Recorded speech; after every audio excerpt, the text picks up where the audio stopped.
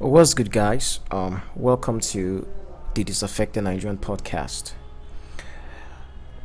Today I'm talking about how Nigerian leaders exploit religion to absolve themselves of their responsibilities to the people. Now, this is a topic that I've been kind of passionate about for some time now. In fact, in 2015, I remember I wrote an article published in the Guardian newspaper titled Betwixt Politics and Religion. I will be reiterating some of the arguments I made in the article in this video. And I'll also drop the link to the article in the description below so you can check it out. So, yesterday I came across a report by Sahara Reporters claiming that the APC spent millions of naira on prayers in 13 states to tackle insecurity. Now, before I go on a rant on why I think this is wrong, let me make a few admissions up front. As of the time of recording this video, I do not know how true this is. The paper claimed to have gotten this info from a source. Now, if it is true that the APC indeed wasted millions of naira organizing a national prayer, I do not know if the monies they spent was from the purse of the APC or from taxpayers. The reason for expressing this doubt is because in Nigeria, there is no accountability on the part of our so-called leaders. Taxpayers' monies are frequently spent on ridiculous things. So in my opinion, there is a high likelihood that the millions of naira they spent on this national prayer was gotten from taxpayers. But I could be wrong. We all know that it is the oldest trick in the book for our politicians to wax religious whenever they want to cover their ineptitude. I recall that when the APC was voted in 2015, they largely won based on their promise to put an end to insecurity in Nigeria. Unfortunately, 6 years later, insecurity has completely engulfed Nigeria. The APC government, just like the PDP government, has failed Nigeria. But guess what? Maybe now God will intervene and put an end to insecurity now that they have prayed. By the way, I'm really confused here. Does it cost money to say a prayer to God? Who did they pay these millions of naira to? Now let me go into my rant proper. You see, I have a problem whenever politics and religion mix. The Nigerian constitution, for all its imperfections, designated Nigeria as a secular state. This is because there are hundreds of religious groups in Nigeria.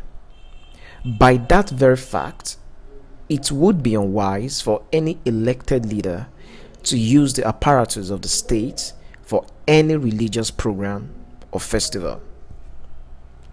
The duty of government is to safeguard the people's right to practice any religious convictions. The duty of government is not to be religious.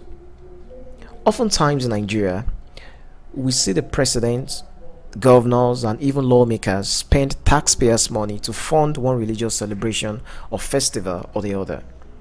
This has happened numerous times. For instance, take a look at Bello Matawale, the governor of Zamfara State. In 2019, he spent 83 million naira on Salah cows. In 2020, he broke his record by spending 3 billion naira on fasting and Salah welfare.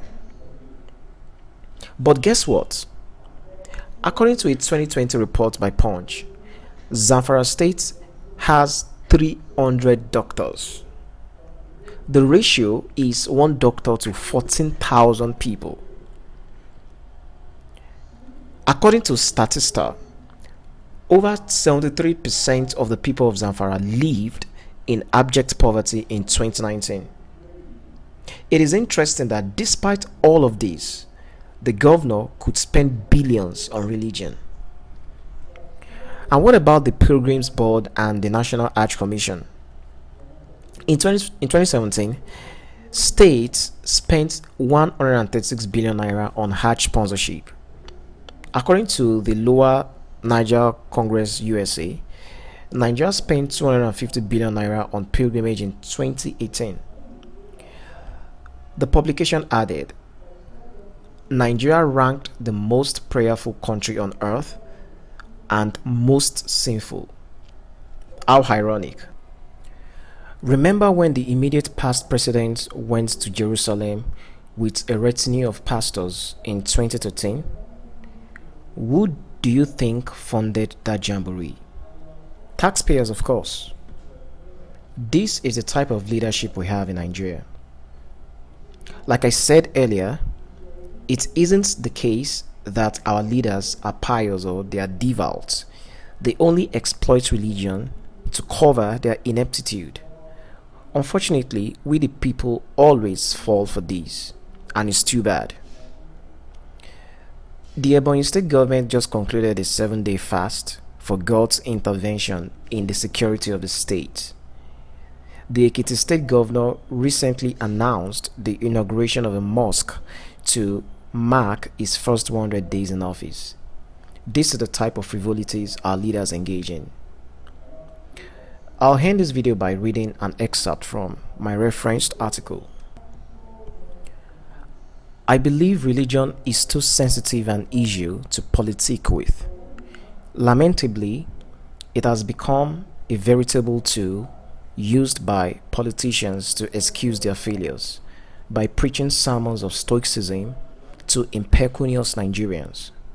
Supine clerics now unabashedly campaign for politicians without as much gumption to condemning their ineptitude.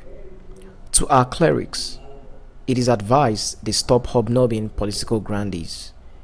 It is the business of the government to guarantee religious freedom, but not to fuel religious intolerance by employing it for parochial reasons or to try to please theists of whatever faith by identifying with their religions.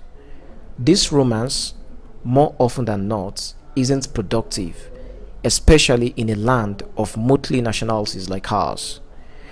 The wedlock between governance and religion, from my vantage point, is long overdue for a divorce, so that peace is affected across our diverse faiths. Thanks for watching. Consider subscribing to my channel and also give this video a thumbs up. Let me know what you think as well, so drop a comment below. You can also follow me on my socials. Check the links in my description.